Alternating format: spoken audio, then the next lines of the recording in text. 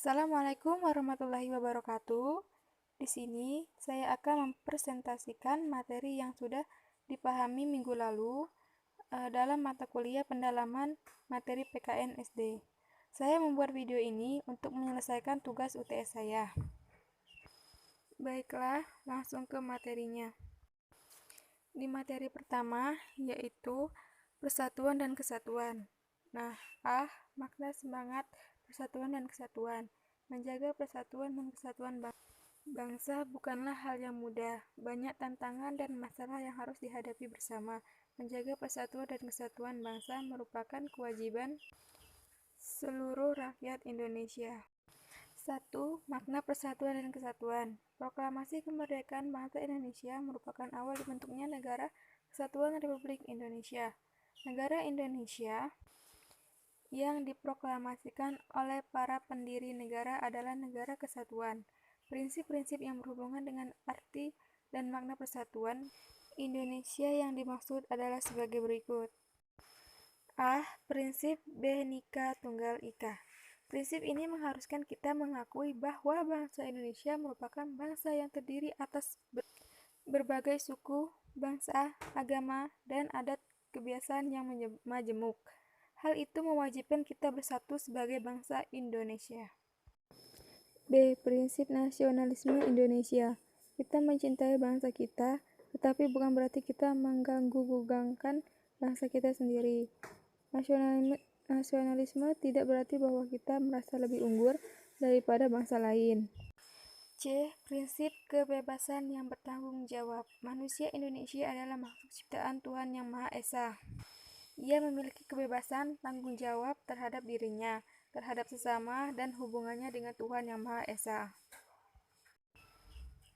D. Prinsip wawasan Nusantara.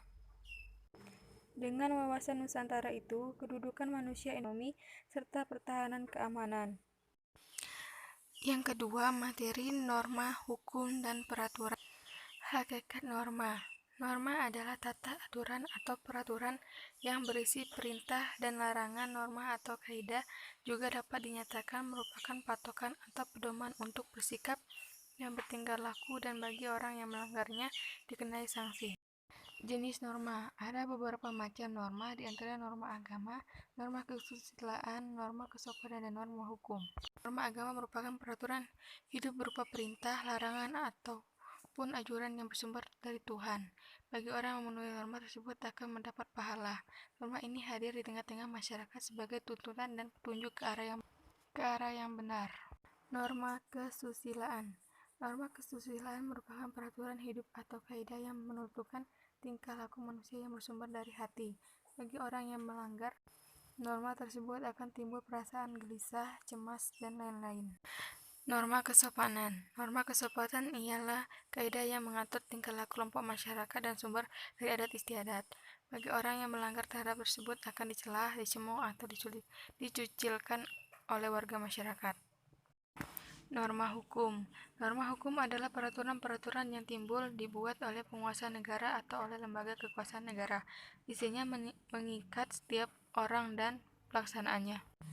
Keistimewaan norma hukum dibandingkan norma lainnya terletak pada sifatnya yang memaksa. Materi yang ketiga yaitu hak asasi manusia. Pengertian hak asasi manusia adalah seperangkat hak yang melekat pada hakikat dan keberadaan manusia sebagai makhluk Tuhan dan merupakan anugerah yang wajib dihormati.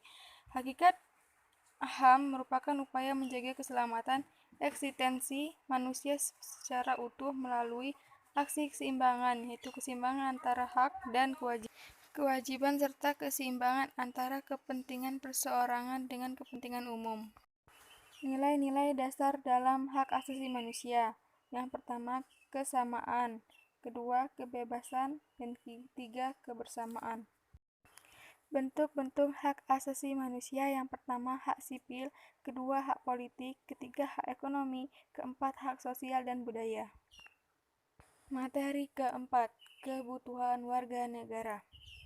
Kebutuhan warga negara yaitu hidup gotong royong, harga diri sebagai warga masyarakat, kebebasan berorganisasi, kemerdekaan, mengeluarkan pendapat, menghargai keputusan bersama, prestasi diri, persamaan kedudukan warga negara.